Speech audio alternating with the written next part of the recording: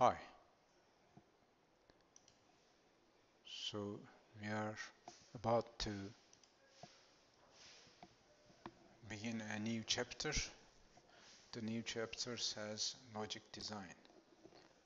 So in practice, in engineering practice, we call it logic design. So theoretical corresponding to these words is the synthesis. So sequential circuit synthesis, we are saying. So theoretical meaning is this. So how many frame? 1, 2, 3, 4, 5, 6 frames we've got here. So there's going to be one video for this design procedure. So what is this in this procedure? Step by step, we are going to explain how we are going to do synthesis for sequential circuits. So that's going to be the one video.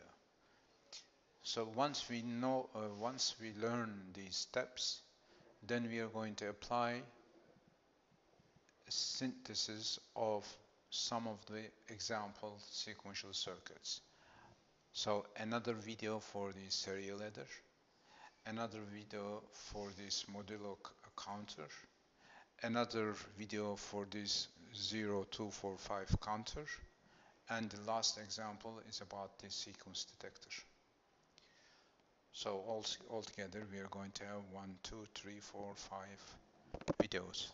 So the first one is related to steps, design steps, which is this video.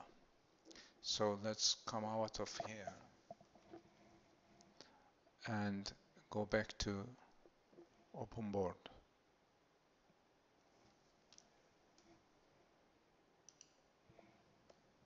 So open board, that's the open board.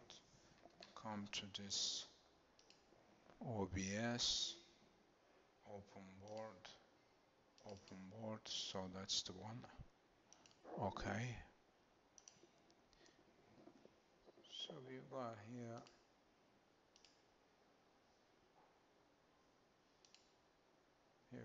right. So we are saying now sequential circuit synthesis or design. What does this mean? So there's a box here, which is that red one, okay? So we are going to find what is inside this box, what it means, what are going to be these memory elements, how many of them we are going to use, and what's going to be this combination circuit. So combination circuit is composed of gates. So which gates are going to be connected together in order to get that combination circuit. So this combinational circuit synthesis already been explained. So we are going to use that methods there. And in this method, we are going to determine the memory elements and how these memory elements are connected to the combinational circuit gates. We've got to find this inside the box. That's synthesis. So in order to find this, something must be given to us. If there is no any information, there is no design. Somebody is going to tell you the input of this box, which is this X variables, isn't it? Input. And these outputs, Z's, somebody should explain the relation between this input and this output. Another way of saying it, this circuit transfer this input to that output. So synthesis is this. For these inputs, in order to transfer this output, which circuit I've got to put in this box? That is synthesis. So when you say for which input, what is my output, is word description it is called. So you're going to say, if the inputs are this, I would like to have a circuit which does this and give that output. Example is easy. If you say that, I'm looking for a circuit which input is A and B numbers, and the output is sum. That's C. So that is input related, and that is output. So if I use the same terminology, I'm going to say that when two numbers applied to the circuit, at the output, I would like to see the sum of it. So maybe this is a partly calculator, isn't it? Calculator does the summation operation. So that means you're going to design part of the calculator. What I said this in order what is word description is. That's why I said this. So let's come to steps now. Here we are, we're going to see the steps. So that means we are going to design the circuit and how we're going to do it. The word description is given to us, or must be given to us, okay. That means input-output relation had given to you. Okay, let me make it like that. Word description given. So the first thing you've got to find, first step, is determine input variables x and output z and the number of states. So in the word description it says this input should be transferred to this output. That means you've got to determine now how many input variables that we're going to use, how many output functions that we're going to find. How many output functions or output variables do I need? So that means for this circuit, we're going to determine x1 xn, n number of input variables we need. And we are going to also determine these z outputs. How many of them? We are going to determine that m value and say that the output variables are z1 zm, right? And what is inside here is this circuit. Now if you look at inside, we've got to also determine states. What I mean by states, how many states do I need in order to do this job? Another way of saying it, in order to do this job means transfer the given input to the given output. In order to do this, which information do I need to keep in my memory? So if you say that there are 5 information I must keep in my mind, so it's going to be something like that. So these are going to be state, isn't it? I've got to keep this A information in my mind, this B information in my mind, this C information in my mind, D information, and E information I've got to keep in my mind. So these are the number of states. Number of states is now 5. So in order to differentiate those 5 different states, how many state variables do we need? That means, you know, number of states, let's say capital R, number of states,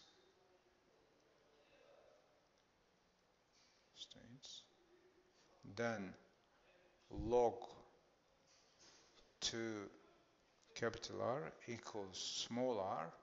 This is the number of state variables.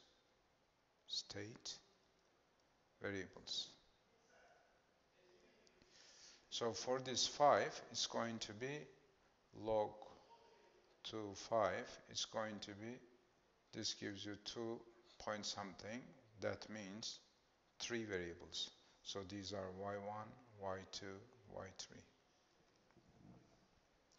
So what we have done, we said we are going to determine the input variables, output variables, and the state variables. So I just showed you how we are determining the state variables. That's the first step. The second step here tells us find the state diagram. So let me draw this red state diagram we're going to find. What is this state diagram? So if there is a word description, that means transfer the input to the given output. So once you know the states that as we determined here, so in this present state, when I apply an input in the verse description, I'm going to get this output, and I'm going to come back, let's say, to state B. By doing this, by using the word description, I can draw state diagram. That is the state diagram.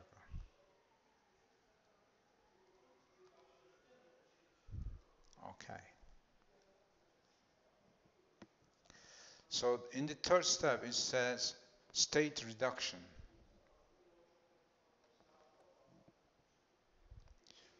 Why we've got a state reduction this step here? Because we determined how many different information do I need to keep in my mind to transfer that input to that output.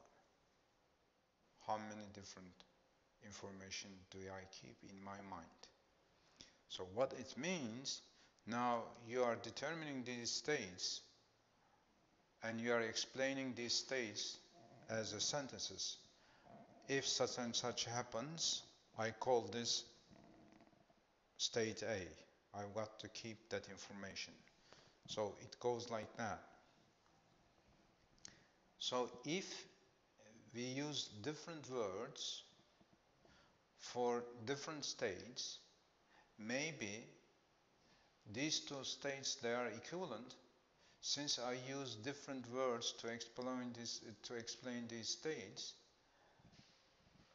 but in reality these are equivalent. Say that, for example, D state is equivalent to this A state.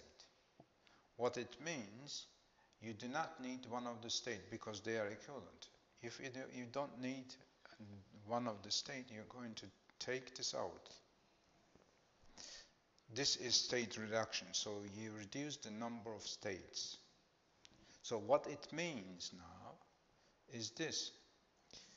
So I had 5 states, and I have seen that I do not need that state.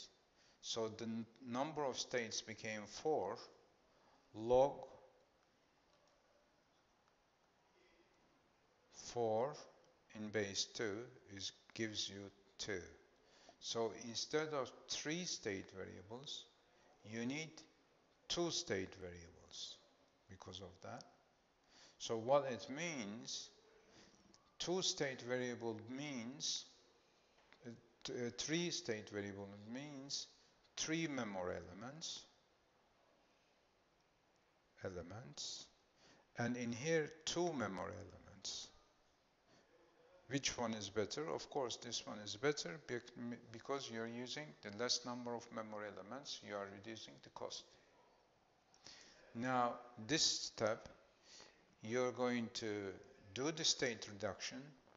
The result is minimum memory element you're going to end up with. Minimum memory element. So later on in the examples that we're going to see, this state reduction also affects the cost of this combinational circuit as well. We are going to see them in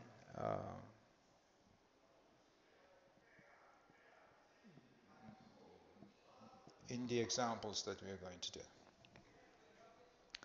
So we have seen now state reduction is important.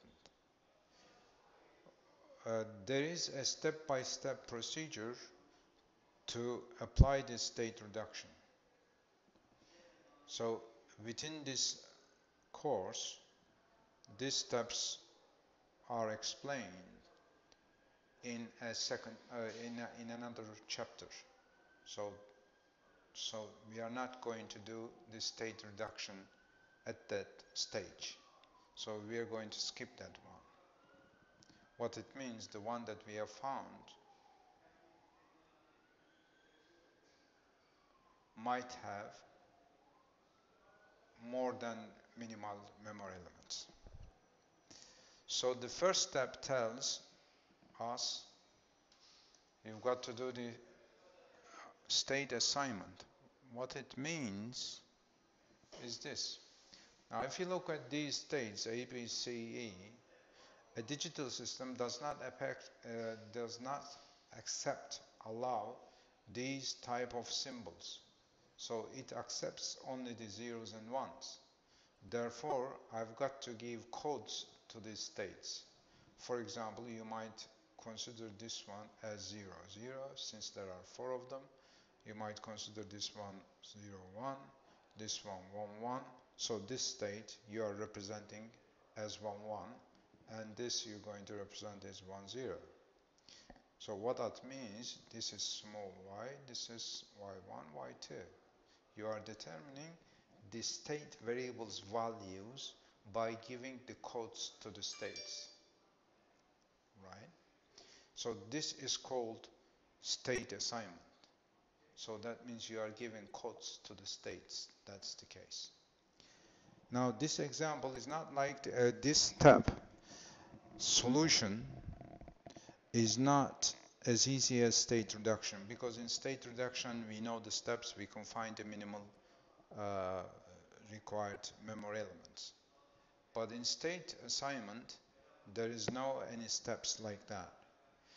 Is this important, the state variable? Yes, it is. Let me explain it. So I gave these codes here for the states. Now if I change the codes, what happens? So I might call A not as 0, 0, but this code.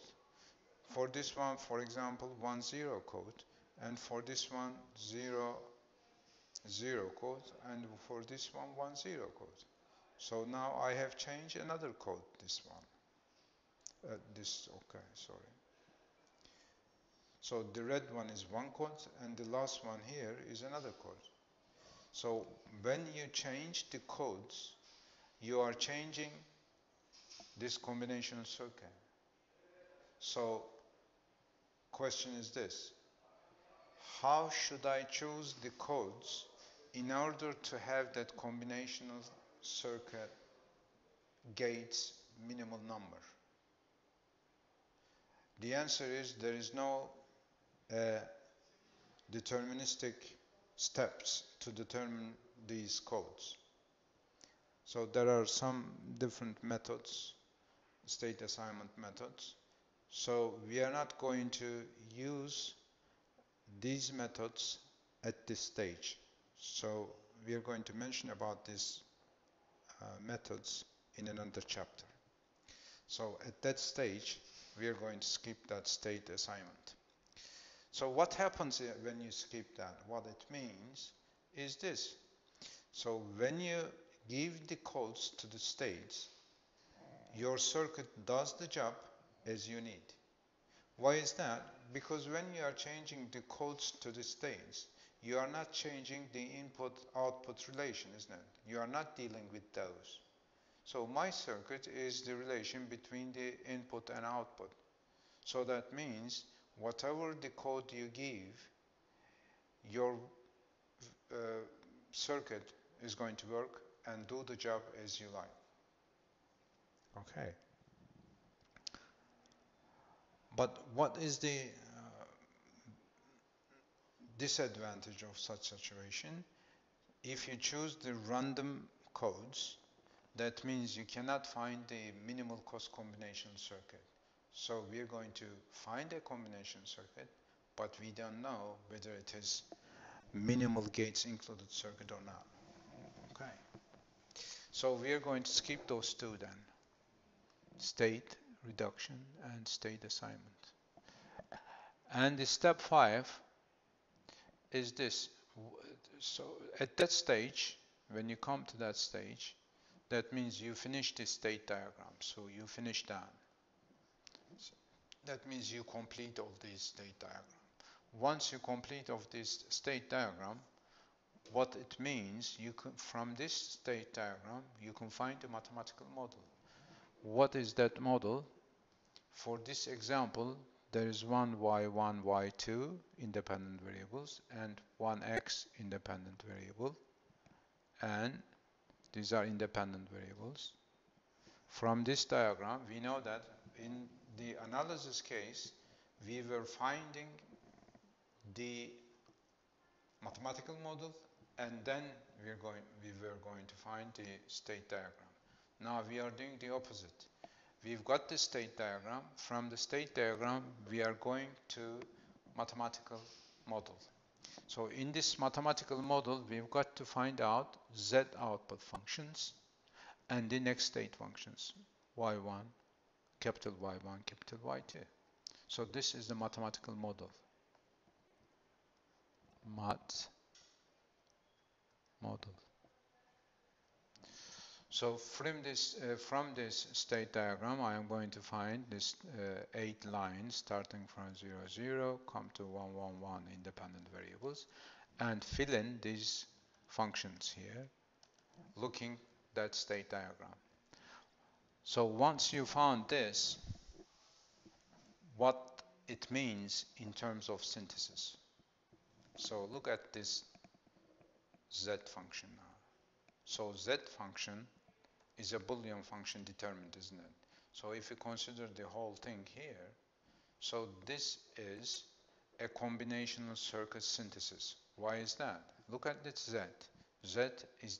Z output is the group of outputs of this combinational circuit. So these are the independent variables altogether. So you know the z functions in terms of independent variables. That means you've got the truth table. Once you've got the truth table of a function, then how you're going to find minimal function already been examined in combinational circuit synthesis. So that means problem turns to combinational circuit synthesis. Once you see that z. If there are more than one z, how many z's you've got, you're going to put all of them here. The corresponding minimal function is going to be part of this combinational circuit. Why I said part of this combinational circuit? Because if you look at the other part of this combinational circuit, this part, isn't it? So I don't know this. What is this part? Is the memory elements inputs functions. So in order to design the second part of this combinational circuit, I've got to find out memory element input functions in terms of these independent variables. So once I found these memory elements input functions, that I can design the second part of this combinational circuit by using the combinational circuit synthesis methods, right? Now, come to here now. In this table now, I cannot see the memory elements input functions. So let's say you're going to use, let's say, JK type memory element. So it's for this first variable, for each state variable, there is one memory element. So for the first memory element, inputs is J1 and K1. For the second memory element, there is a J2 and K2. So that's what information we have here. For the first memory element, we know the present state. We know the next state for the first memory element. Present state is small y. The next state is the capital Y1.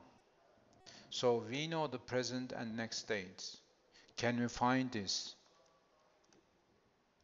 So for the second one, we know the present state of the second memory element. We know the second memory element next state function here because we've got this table. Then question is, if we know the present state and the next state for the second memory element, can we write the input variables? So this is the next step. I'm going to show you how we're going to find these input functions by using inverse definition relation. So let's come to this one now. Here you are, maybe this one first, or this one. Okay, this one.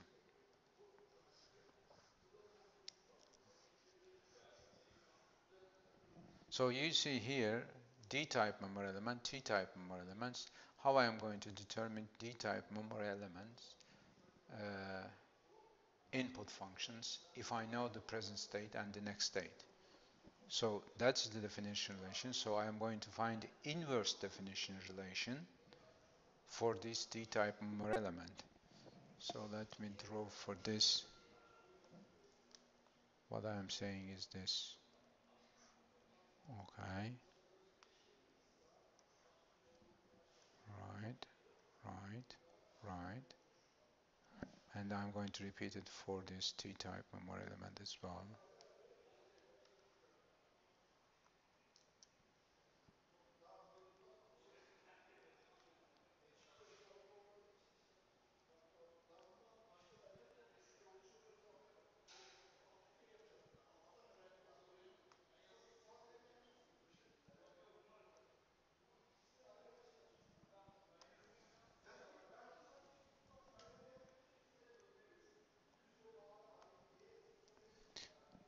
Now y, small y and capital Y, that's the present state, that's the next state. So in the previous frame, we said if you know the present state and the next state of a memory element, how we can find the input values.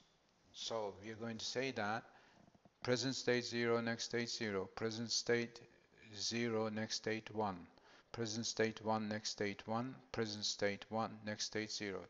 These are the 4 possible transitions for the present state and the next state. So question now, for this D-type memory element, what is the input? That means this D value. So you can see it here now. So small y 0 to capital Y 0. That's that transition, isn't it? For this transition, D memory element input must be 0. So that means I've got to put here. The meaning is this. In order to transfer present state 0 to next state 0 for a D-type memory element, you've got to apply 0 input to this memory element. So let's make it different color for the other transition. 0 to 1 transition. That means present state 0. The inside we've got capital Y. Next state is 1. 0, 1 transition, my input must be this 1. So I put 1 here. So different color. 1, 1 transition is this one. For this transition, my input must be 1. So that means 1, 1 transition, input 1. So if you look at 1, 0 transition, make it different color. That is this one, isn't it? This one. Input must be 0. Now this table is called inverse definition relation.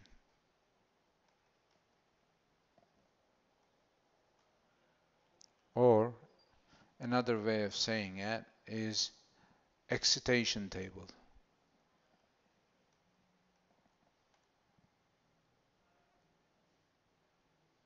Okay, excitation table. Now, what that means, how you can, this helps us to find out the memory element input function, isn't it? So if you know this small y, capital Y information, then you can say what the input is. So for this one, it's going to be 0, 0 change, as this one is going to be 0. So put it that small 1, capital Y, small y, capital Y, make it different color. 0 0 0 1 1 1 1 0, and inside t 0 0 transition t equal to 0, 0 maybe sure 0 1 transition equal is input is 1, so I put 1 here.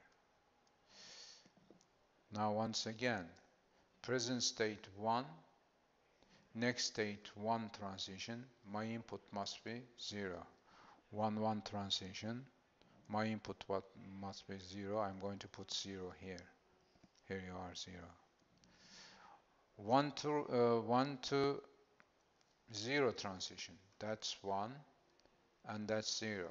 For this transition, my input must be 1, so I put 1 here.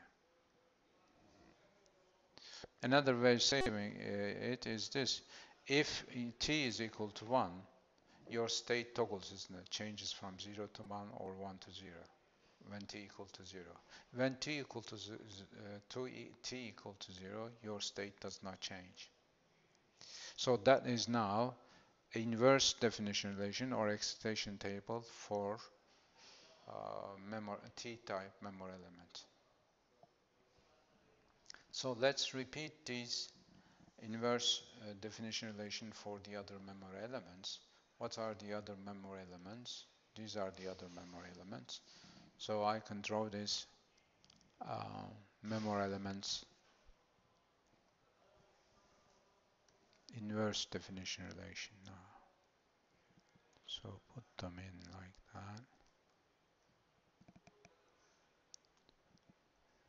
This, this, this. And for this one,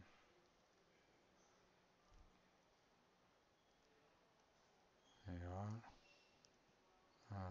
This, this, and this. So in here, small y, oh, okay. Small y, capital Y, small y, capital Y, 0 0 transition, 0 1 1 1 1 0 transition, 0 0 0 1 1 1 1 0 transition. Now let's do the first SR type memory elements. 0 to 0 transition is here 1, and there's another one here. So for these two transitions, my input S must be 0, must be 0. R could be either 0 or 1. What it means, 0, don't care. So K is, this K is not this K. So this K is don't care. Could be 0 or 1, it means. For another transition, for example, 0 to 1 transition, 0 to 1 transition is this one, isn't it? For this transition, my input must be this. There is no any other 0, 1 transition. So that's the only one. So that's why this one is 1, 0. Let's come to 1 to 1 transition, different color. This is 1 to 1 transition, one of them. The second 1 to 1 transition is this one. So for those two, my S could be 0 or 1, but my R must be 0, R0, R0 for these two transitions. So R0 and S don't care. S don't care, R0. So let's come to the last transition between 1 to 0. There is only one transition for this. There is only one transition 1 to 0 change. So this should be the input. So 0, 1. So this is the excitation table for SR type memory elements. For this one, I'm going to write it immediately so you can do it your own. 0 0 change is 0k, and 0 1 changes is 1k. 1 0 change is k1.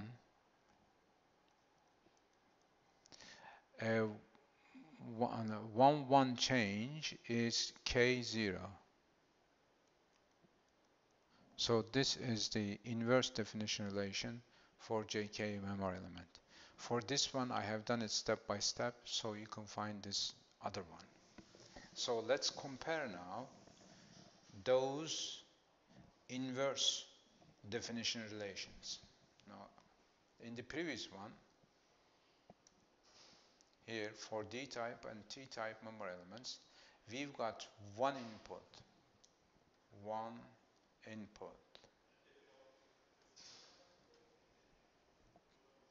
So that means we need to find out input memory element input function. So I'm going to find D or T input functions. So if you've got one input, let's say D for the memory element, you're going to calculate just one, isn't it? One D function I've got to find. Once I found this function, that means this memory element input function is known, so I can design this by using the combinational circuit synthesis methods for minimal functions, isn't it? One function, one input, one function, and then combinational design. So for T is the same. If you look at the inverse definition relation here, there is no don't care here. So for this one input, no don't cares. So if you look at the other group now, we've got two inputs for these memory elements, two inputs. That means two functions to be found for each memory element. Memory element, these are SR or JK. But in the previous one, we had only one function to be designed. Now in here, we've got two functions. But in this case, if we look at the inverse definition relations, we see many don't cares included. Many don't cares included. Why I said many? Because there are 4 Ks here and another known values, isn't it? So many don't cares included. When you compare two now, we've got, although we are designed two functions, this function has got don't care in it, therefore they might be very simple functions. Two functions, but due to don't cares, these two functions realization might be less than one function design in which there is no don't care at all. The previous one, that is the one, isn't it? So in here there is no don't care here, but just one function you're going to design. So engineering conclusion from this is this. You cannot say which memory element inverse definition relation is proper for our design. In this case, if you cannot choose one of them better than the other one, that means as an engineering conclusion, you've got to design for each different memory elements. So that means you're going to design by using D-type memory element, T-type memory element, SR-type memory element, and also with JK-type memory element. And once you design them, so you know that means you're going to see the memory elements, you're going to see combination circuits, so you can compare those 4 designs and choose the best one. Conclusion is this: You are not going to choose randomly one memory element for the best design. You've got to repeat the same procedure for each type of memory elements and then compare the cost of those designs. One another thing that I would like to mention here is these SR type memory elements. We were in trouble saying that in the definition relation of this SR memory element, 1 should never be applied, isn't it? So this is forbidden input. How can we guarantee that this input is not going to come to our memory SR type memory elements? So you can easily see this in the excitation table of this element. Look at this excitation table. Whatever k don't care value you choose here, let's say k equal to 0, you never see 1 here. If you replace k's here with 0, you never see 1 input. If you choose k equal to 1, once again, when you replace all these k's with 1s, you never see 1 there. What it means, 1 forbidden input, never to be applied if you use this excitation table. So that is another point I would like to mention to you. So that's the end of this video then. Put that one and take this one.